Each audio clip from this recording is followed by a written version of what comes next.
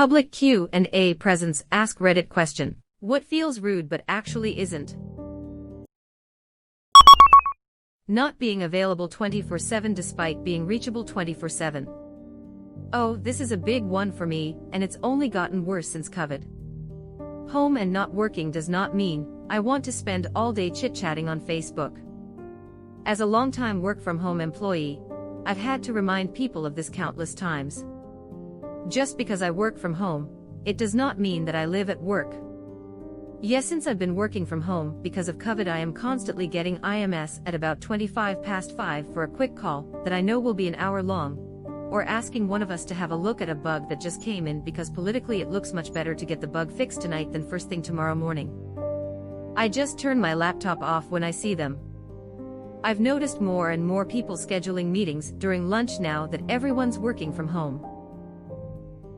I try really hard to make sure to take that hour for myself in the middle of the day, just like I used to in the office. But at home, it seems like everyone thinks any time is fair game. Put it on your calendar. Mark it private so they can't see the title.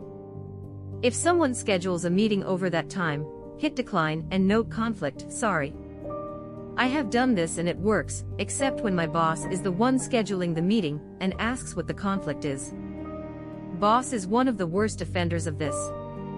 Anyone else, hell yeah, I have a conflict from noon, 1 p.m., and you can suck it up. I work remotely part-time for one of my jobs. They act like I should be available 24/7. I shouldn't have to make an excuse, but I often find myself saying, oh sorry, I was called into my other job at that time, instead of being honest and saying honestly, I'm not on call just because I'm hourly and remote. Also not being reachable all the time. Like, I've had people get mad at me for not responding to their texts/phone calls. Bro, I have things to do.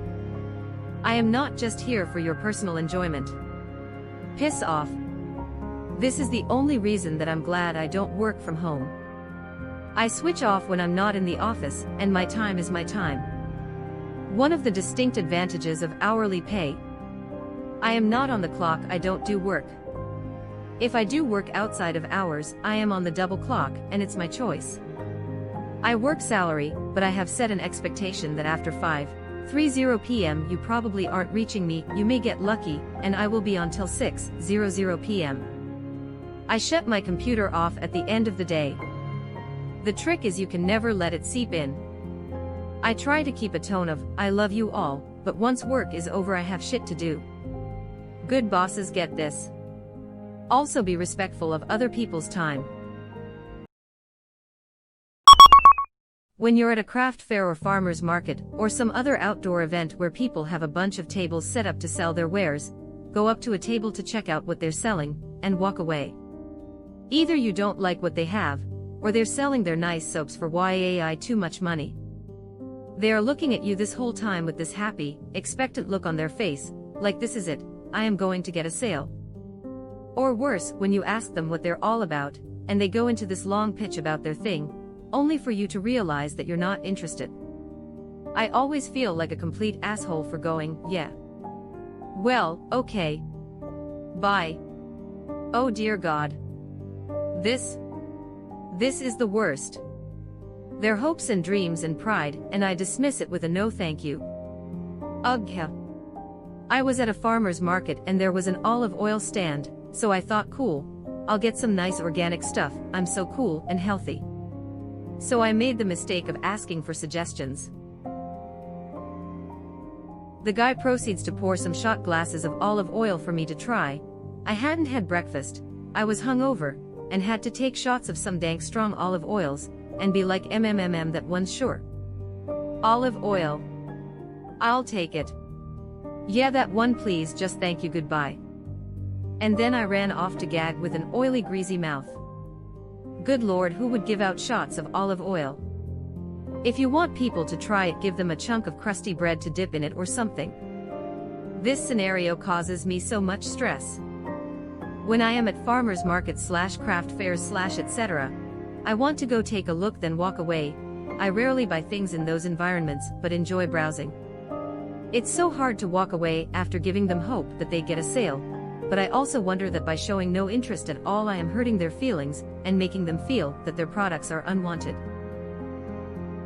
So I am stuck between getting their hopes up and wasting their time, or making them feel worse that no one is even interested in the first place. I once knew a lady who made hand-woven baskets.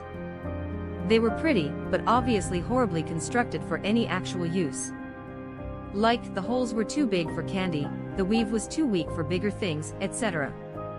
I had the gall to ask her what you could use them for, and she made a face like I'd insulted her ancestors as she told me they were literally just to look at. They were also $80 baskets, so yeah. I have respect for basket weaving as a difficult craft, but making them totally useless and not all that great, then charging insane prices. Pass.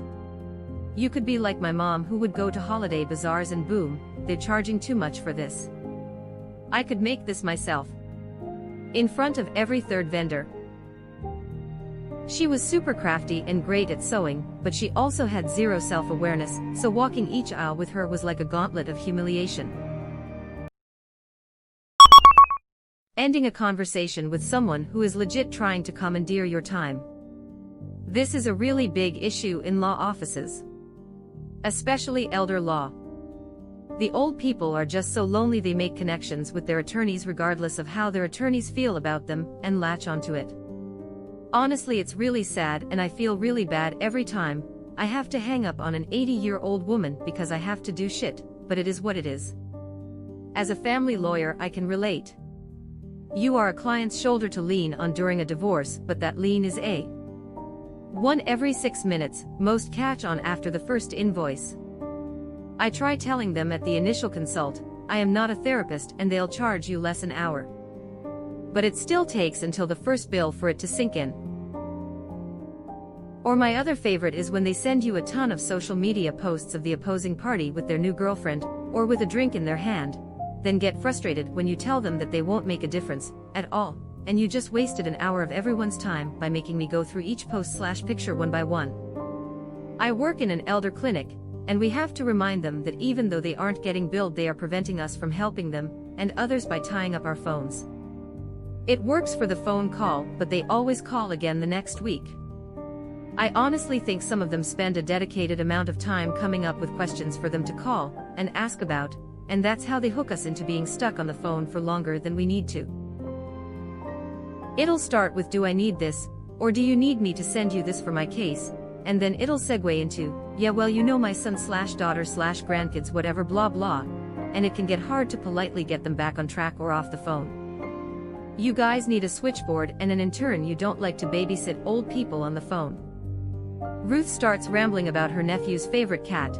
You switch her over to Randy, who has to make sounds like he's listening until she remembers why she called, then he switches her back. 100% this. I hate feeling like a dick for abruptly ending conversations with door-to-door salespeople after they steamroll through all my polite attempts to disengage. My solution is, I just don't answer the door for anyone. A closed door is a happy door. If they steamroll over polite attempts, it's permission to cut them off and slam the door. Or just turn and run if it's in a parking lot. More than once I've been accosted by salesmen when I just pulled in the driveway and am trying to get my kid in the house. It's infuriating. Had a guy stick his foot in the door once. Most persistent guy ever. I also had that happen once. I was polite, but he grabbed the top of the door and put his foot on the threshold. I don't know what I looked like, but all I said was leave. And he very, very quickly left. It's one thing to be on my porch, but in my eyes, he's now in my home. My home is no longer secure. I must secure my home. Yeah, I probably looked pretty serious. Seriously though, the audacity of people that put their foot out is shocking. Edit, is this super rare? Happened to me at least 4 times. It should never happen, but damn. You guys are way more indignant than I thought you would be, so thanks. Passing people who are walking really slowly. Oops, sorry, just going to squeeze by. Sorry. Sorry about that. I love and appreciate the Midwestern energy of this comment. My thoughts exactly. Oh, just gonna sneak right past ya. On your left. As a victim of being cursed with the gay walk, that's a way of life now. I already alert the slow people in front of me that I will be coming through. Could you explain the gay walk to me, please? A lot of gay men have the tendency to walk at a very fast, or at least brisk pace. I don't know if you ever heard the phrase move, I'm gay, but I'm pretty sure that is where it comes from when they made that video. Today I learned I am gay. Apparently me too, want to get lunch. Bro. My gay brother is legit the fastest walker I have ever encountered. He walks everywhere like he's on a mission. Do you mind if I ask what's up with that? It's part of our gay agenda. We must spread the gayness as quickly as possible. So I am gay and I am a man. This is a lot to take in. I just thought I had unusually long, shapely, female legs that made my stride longer. Asking for money that is owed to you. It seems awkward and rude, but it really isn't, or at least shouldn't be. OMG, yes. Not only money. Anything that belongs to you. And you have to kindly borrow it back. My girlfriend borrowed my jumper cables and never gave them back. Now we've broken up, and she still has them. Fucking jerk. At least she didn't give them to your dad. She's using them for jumping another guy. That or her new man uses them to abuse poor Roger Simon 10. I was looking for this reference. Yeah, that shit is annoying AF. Always makes me feel uncomfortable. I just don't lend people money, unless I decide to just give it to them as a gift. Want to know what's even more awkward? Having a family member give you a car as a gift, then another family member, her son, demand that you pay them back for the car that you never asked for as a gift, only to then turn around and need that money to pay bills because it's all you had in your savings account to fall back on upside down face pistol. Sounds pretty shady. My in-laws did that shit with a house. Said as a wedding gift to help us with a down payment. Next day got a call to see a house. We said the house was okay, but small for a starting family, and had an hoa which we didn't like. Day after that got a call they bought that house for us. Proceeded to charge us rent for 3 years, then got mad when shit needed work and made us buy the house at full price. It broke us and our marriage for a while. Now back together, still have the house, but finally divorced the in-laws. F them and all their money. In-law and landlord. EU. If you have to ask the person to pay you back, just consider that money the cost of a lesson in that person's character. TBH, I generally operate under the rule that, if I loan money, I don't fully count on getting it back. I'd very much like to, because that's what I'd expect of a person I am close enough with to loan money to, but that's not always how it works. I've always just assumed money I loan to people is money I am just giving them. I had a friend I lent a few $100s to over time to help him with bills and pay for food. I did keep track, but didn't ever mention it to him. Before he moved out of state, he invited me over and paid it all back in full. Beast. Calling out of work when I am sick. Most act like I'm faking it, so makes me feel bad whenever I need to due to medical issues. I tried calling out once and was told to come in. I'd been vomiting all morning. Couldn't get it to stop. So I drove at work. Driving 20 minutes, I had to pull over twice to puke. I get to the office and I tell the boss, and he insists I get to work. In my office, I puke in the trash can 3 times in an hour. He calls me into his office to assign me some project. It's going good. I feel somewhat better. I go over to his desk to retrieve some papers. And proceed to vomit all over his desk/suit. He screams at me. Threatens to fire me. And I told him I fucking told you I was sick and vomiting all morning. After he calmed down, he agreed that he handled it wrong. We both went home early, though he went back. I got 5 days off to recover. I felt better almost immediately after puking in his office, so I enjoyed the paid time off. "Who are these piece of shit humans who think suck it up and come in anyway," is an appropriate response to someone telling you they're sick. A. If you don't trust your employee and think they're faking it, you suck at hiring and should get someone you do trust instead. B. If you legitimately don't care, you're a sociopath and have no business managing people. For a long time my rules was, better to go in and sent home than call out. I work for a hospital now. They don't like that rule. Their rule is, you sick, stay home. Now during COVID, it's stay the fuck home. R/malicious compliance. I fucking hate that our work culture is like this. Companies should be encouraging sick workers to stay home so they don't spread it around. But our obsession with short-term profits, and our if you're not working yourself to death, your lazy attitude get us all sick. And then when the boss gets sick, "Johnson, you gave me your cold." Fucking had it coming to you, sir. Now the boss gets sick, stays home, and tells you to pick up all his projects while you're already at capacity, barely keeping your head above water because they keep raising your quota by 20% every 3 months, like that kind of growth is sustainable. Surely they raise the pay with the quotas, right? Right? Of course. Every month they physically hold the check higher, that's what EPU meant, right? It's also often very counterproductive and misguided. There's a fair bit of research and experience showing that productivity is not directly related to butts in seats. Basing jobs more on productivity than attendance in many cases can be more efficient for everyone involved. Luckily, I think COVID is forcing some companies to accept that. It's more messed up that places of employment try to make employees feel guilty about calling out sick.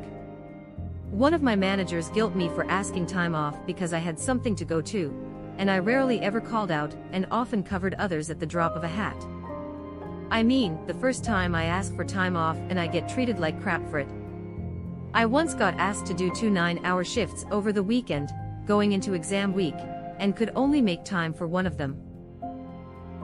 My manager's tone of voice changed significantly from the beginning of the phone call to the end, as if I'd just betrayed him. One of my old jobs tried to make someone feel bad for taking time off to go to his cousin's wedding, and there were people willing to cover for him too, but management for some reason just wanted to give him a hard time about it. Like, gee whiz, you assholes. It's a wedding, he's only asking for a 3-day weekend, not an entire week off. Not just medical issues but mental health. I have extreme anxiety, and there would be times where I just couldn't do it, and I felt horrible calling out each time. I think that's perfectly fine. I don't have any anxiety issues, but I have been in incredibly stressful jobs with awful bosses. You sometimes have a day where you just can't find it within yourself to make it into work. I have way more of these days than I do days where I'm actually physically ill. I do fake that shit and don't feel a goddamn thing. Fuck them. One of my buddies was dumb enough to try and fake a cold to go home early, and now he can't go back to work until he gets tested for COVID. Is he still getting paid? Leaving a party/function early, or even at a reasonable hour. A lot of people take offense if you leave before the end, and it's a drag. Being honest with someone about their abilities. There's a way to do it without being rude. I spent 2 years studying a craft in a very competitive field, and toward the end of the first year, I started to fall behind, and my instructor started to give me polite responses instead of actual feedback. So I followed him to his office one day, and said, "I feel like I am getting shrugged off. I know I am not going as well as others, but lay it on me." He didn't want to, because these are people's lifelong dreams, and it's hard to crush people's spirits. But he laid it all on the line, said I am going hang on for a while, and fizzle out within a couple of years. I asked for specifics, he hit back even harder. I didn't take it hard, and in fact I was excited because I was going to fail anyway before he was brutally honest, but now I had specifics to work on and improve on.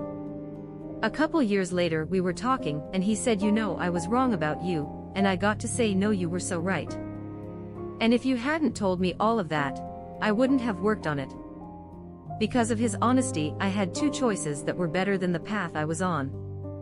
Either find something else to do with my life, or hone in on my shortcomings, and work tirelessly on them, and if it hasn't gotten better a year from now, then I can find something else to do with my life. I got better over that year, and now work in the field I'd started my studies in. That definitely wouldn't have been the case if that instructor had kept being polite, and never gave it to me straight. You gotta be honest with people you know. Not in a mean way, not fully unsolicited. But if you're not honest with something people are trying to get good at or pursue a career in, you're setting them up for failure by not pointing out weaknesses they can fix or by accidentally encouraging them to go down a path that leads to a dead end. It also says a lot about you personally. The fact that you were able to ask him for his honest constructive criticism, and not take offensive to it, is great. Instead of letting it get you down, you used it to better yourself, make your decision, and push forward. Wish more people were like that. Good on you. Yes, this person is really giving 2 instances of great advice here. It is okay to be constructively honest with someone, and you should always stop and ask yourself if someone is being honest or rude. I am having that right now with people helping me with getting jobs. It really helps to be told exactly where and how you're behind everyone else, even if it hurts like a bitch. Not being able to do favors for someone when asked. When someone asks me to do a favor without specifying, I always reply, "I'll try." What is it? The try is the key word, because I reserve the right to assess if the favor is doable. I won't even go that far. I'll just ask, "What is it?" It isn't reasonable to expect any level of agreement until you tell me what you're asking for.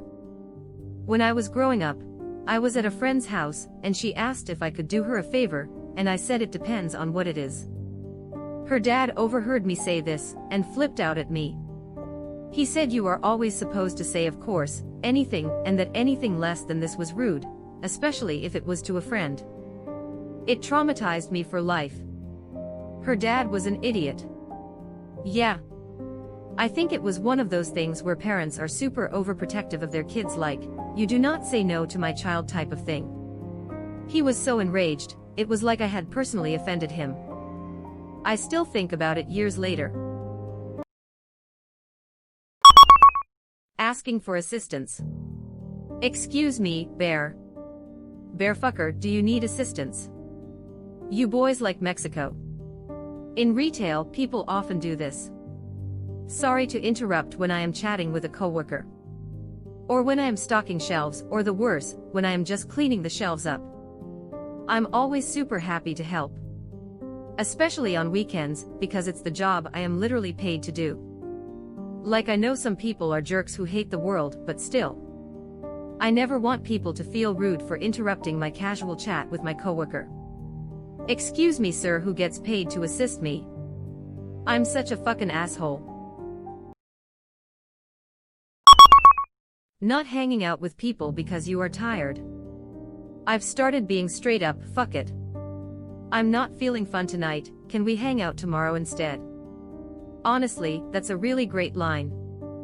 I mean, it's the truth. If I am there because I feel obligated to, I won't be in a fun mood. And I've noticed that people respect/understand the honesty. Waking into a restaurant and then walking out without getting anything. You might think the cook will be offended, but they're probably just relieved that they don't have to do more work. Same with shops, I didn't nick anything, I just wanted to browse. During summers, I go into random stores just to get hit with that sweet AC, and escape the heat for a minute or two. Saying no to anything. I had a friend who said he envied my ability to say no without explanations. Some guy on the bus asked him if he had a cigarette, he apologized, told him he smoked his last cigarette earlier. The guy then asks me, and I say no. My friend afterwards says, "You don't smoke, why didn't you tell him that?" Because I don't feel like I need to give an excuse. Sometimes it's nice to do the opposite too, and give someone your exact reasoning. I get sales calls at work a lot, and my coworkers sometimes get a chuckle at how direct I am. I always start with a friendly "no thanks," but if they press me I usually say something like I have no interest in your services, and I am not going to answer any of your questions, which ends the conversation every time. I think it has to do with the way you're raised too. Like my parents made such a huge emphasis on being polite and respectful when I was young, so that is instilled in my psyche. It literally makes me cringe when I feel like I am being impolite or disrespectful. I'm gonna add to this, saying no to sales pitches. I don't mean listening to them and then declining to buy, I mean telling them you're not interested in hearing it. Salespeople are trained to behave like you're extremely rude for doing this. It's not. They're the ones interrupting you and demanding your time. You are fully within your rights and etiquette to say no to that. I used to try to be polite and say no thanks to the annoying salespeople. They act like utter assholes when I say no. This one saleswoman went so far as to tell me my boots were ugly, which is the most random insult I've ever heard. Not sure what they're trying to accomplish by acting like dicks. Am I supposed to be more inclined to buy their service because of it? I don't think so. They willingly work a job where they're told to not take no for an answer. They are pressured and yelled at and built up and told they are the cream of something. And all they have to do to make a sale and make someone buy something is just sell hard enough. So they become terrible people who do stuff like insult your boots. It's also not rude to listen to the whole pitch and decline to buy. Just to clarify, it's also not rude to decline an estimate on a remodel or tell them you're still exploring options. I had a bad experience with a hard sell on an estimate for a bathroom remodel. It took me half an hour to get him out of my house after I told him that under absolutely no circumstances would I ever accept a bid on the day it was made. Correcting someone if they mispronounce my name. Totally agree ablal, abrar, buddy. The guy at Best Buy spelled my name Jonathan, and at that point I couldn't even be annoyed. It takes talent to fuck up my name that horribly, LMAO. Especially when your name is Steve. I feel you so much since I have such a hard to pronounce name. Pink Kangaroo 23. You're right, that is hard. Edit, your. Actually, I am not in the mood of talking right now. Calling people out for social misconduct. As in saying they are coming in 5 minutes only to not hear from them again. Mildly specific, I know. Calling out someone who cuts in line, and even though what they did was rude, it feels weird and wrong to be confrontational. Asking someone to please move. Accepting a gift with a simple thank you. East Asian here. The act of pretending to turn gifts down, and the giver insisting, and going back and forth for 3 fucking hours, and eventually accepting the gift anyway just fucking irritates me to no end. Telling people what you want as far as your boundaries. I really don't like being touched. Please don't touch me. I prefer not to text a lot during work hours. I don't like making last-minute plans. Next time please let's set up plans ahead of time. I don't think we really click. I don't think this is working. But standing up for your boundaries encourages people to stand up for theirs too. Accepting an offer that doesn't benefit the other person too. Would you mind giving some examples of this? The reason I'm asking is there are a lot of cases such as car buying where you may think you've gotten an amazing deal and screwed over the salesperson, but in reality the dealership is able to make up any perceived losses on the back end. More like random gifts from friends, or when you're 50 cents short and the cashier waives it. Asking, how do we know each other? I remember you, it's just been a while. Help me out. Don't be offended please. It's not rude but it kinda hurts. Saying no thanks when offered more food. Especially at a family function, there's always those relatives that offer so much. I really don't need to eat that much food. I grew up in a household of stop eating when you're not hungry anymore, which has served me well. I married into a culture of it's rude to decline seconds, and seconds are always offered. I take a very small first course. My poor wonderful brother-in-law, right after he married my sister, they went to visit my grandparents. My family mindset is it's rude not to offer more food, but it won't hurt our feelings if they turn it down, where his family's mindset is if food is offered, it's rude to refuse. This poor man ended up eating like 3 or 4 full servings of dinner before my sister realized what was happening and stepped in. He'd finish what was on his plate, and my grandma offered more, and he felt obligated to take and eat it. I have kind of an opposite story. I am from a culture where I offer it once, take it or leave it, whereas my girlfriend is from a culture where it's greedy to accept the first offer.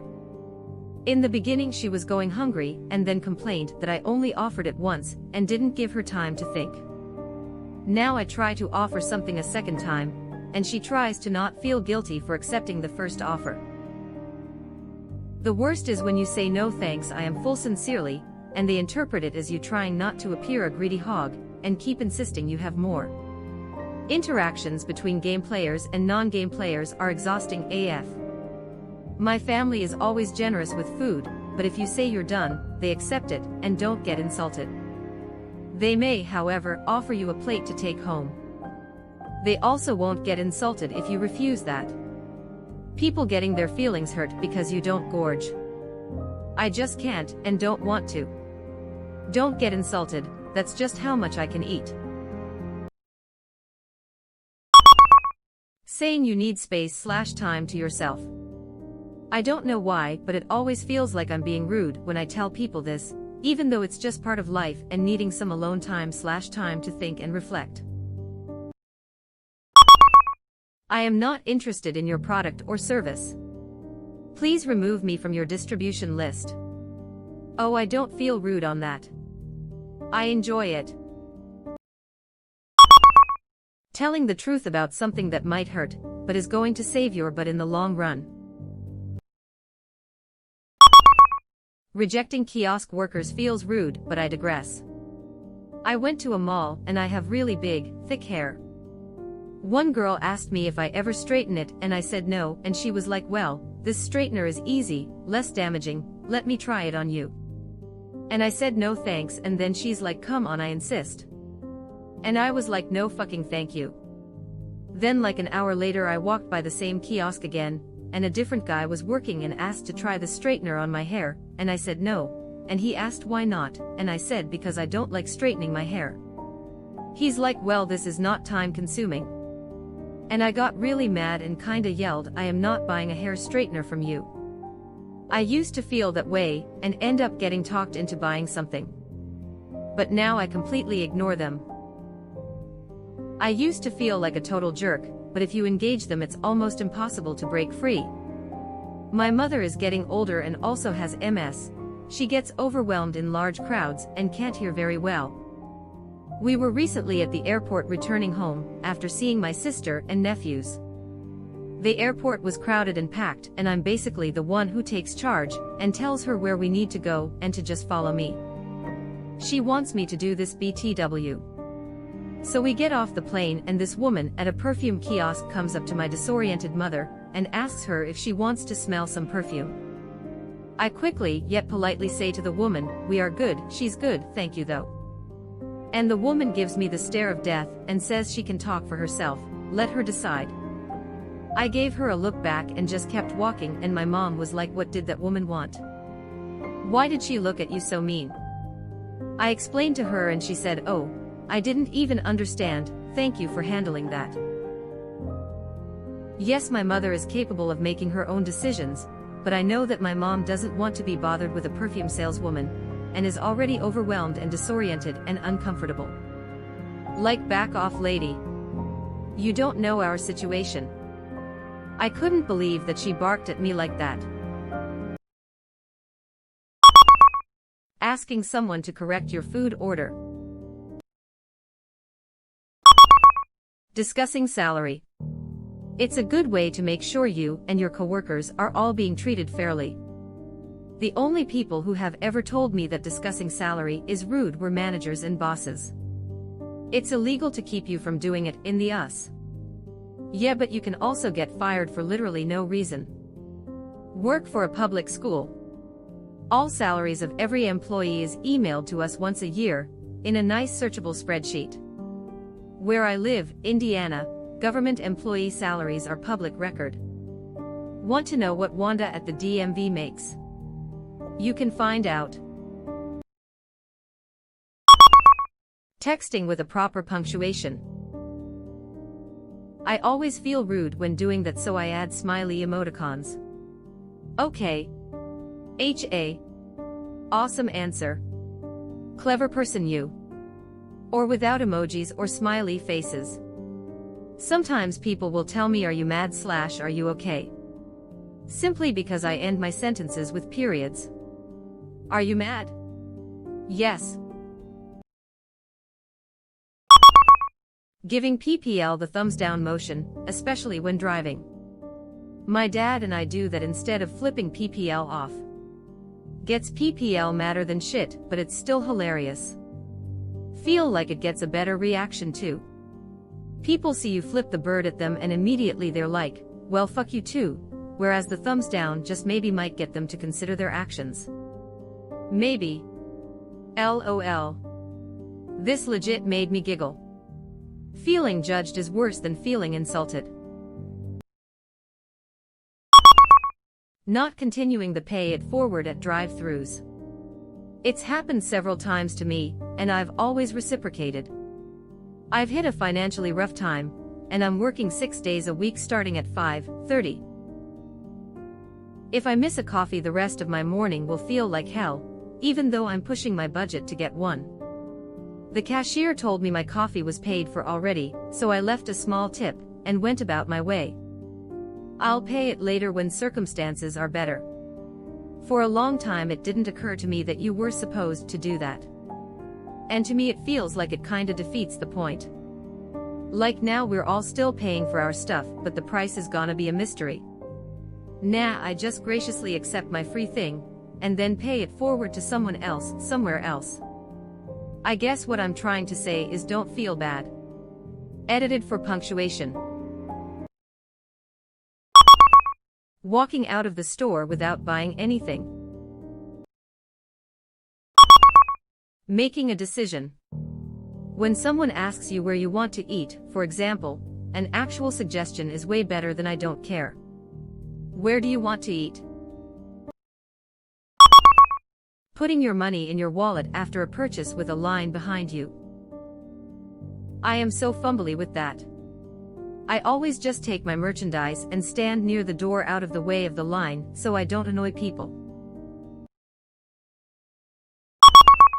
Denying a handshake these days.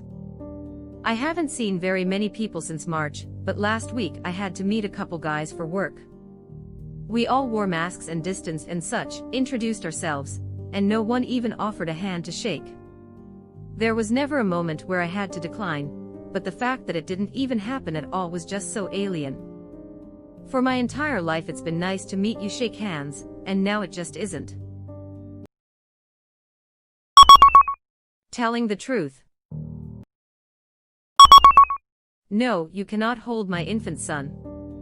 Go away and take your potentially disease-ridden breath with you. Why do people feel entitled to touch other people or their children? No clue, and I am afraid my wife will be arrested for second-degree murder in the produce section at Walmart. I remember a monk was staying with my great-uncle in New Hampshire, and he did not speak English very well, but he wanted to learn more, so he encouraged people to correct him. He was super interesting and nice, but it always felt awkward and rude as hell to correct his English and help him with it even though he wanted to get better at speaking it. Asking how much the job pays before the interview. Seriously, I've been applying for jobs recently and half of them don't even list the pay in the job description. Not even a range, they just say, competitive pay, like how the fuck do I know what you think competitive is? Don't waste my time jumping through hoops with phone calls, any interviews, if I am going to end up turning it down once I see numbers. Turning down a salesman. Had my honeymoon last December, and I upgraded our seats for the long flight. Of course, this includes higher boarding priority than coach, which I had never experienced before. Boarding the plane for the trip home, we walked up to the gate just after our group had finished boarding, and I walked past the line, straight to the front and boarded ahead of everyone still queuing for coach. A few people made comments like I guess they think they're more important than we are, which was pretty rude if you ask me. There was nothing wrong with it. We actually boarded later than we should have and couldn't put our bags in the reserved overhead space because it was filled. I used to be a flight attendant. People in coach complaining about the perks of first class happened on almost every flight. It got to the point where I would just straight up say yes, when you pay more you get more. It feels wrong to make complicated coffee orders at Starbucks to me. I used to go to the same coffee stand several times a week. It's very close to my house, and on the way to everything, and I almost always get the exact same thing, a plain 20 ounces iced latte. So much so that when the barista sees my car in line, they just make my drink so I can pay and go quickly. But every once in a while maybe I don't want a large, I just want a 12 ounces, or they have these amazing chai briefs so when it's cold, that sometimes sounds really good. But then I pull up to the window, and they have my usual ready, and I would feel rude if I asked for the occasional different thing, so I just pay for it and go. Are you a millennial? I am. Seems pretty common for people in my gen to not want to inconvenience workers. HAIM. I think part of that stems from a lot of us have worked food service and customer service recent enough, we can freshly remember how absolutely shitty it can be, and don't want to make the younger generation's job harder than it already is. Especially since it's the coffee I almost always get, I know I'm going to enjoy it anyway, it's not worth wasting their time to change it if it really doesn't matter, it's just coffee. Giving direct, no bullshit answers. It can depend on what you mean by no bullshit. If you speak plainly and directly but politely, sure. If you're one of those people who calls themselves a straight shooter in order to excuse unnecessarily aggressive behavior, then no. For women, being straight up and telling a guy you are not interested/not interested anymore. For reference, I was briefly seeing someone at the start of the year, and while I thought it was going decently well, she eventually told me that she was at a point in her life where she was too busy with school/career ambitions to continue dating. While I was bummed out for a short while, I really appreciated that she was polite and direct in telling me that. Was she actually too busy to date? I don't know, it's not my business to know, and it doesn't really matter. What matters is that she saved both of us time and effort just telling me she wasn't interested anymore. However, this only works as far as the other party is a rational actor. I can completely understand why people resort to ghosting, giving fake numbers, being indirect, etc., as the best case scenario for many women is the other party understanding and leaving them alone.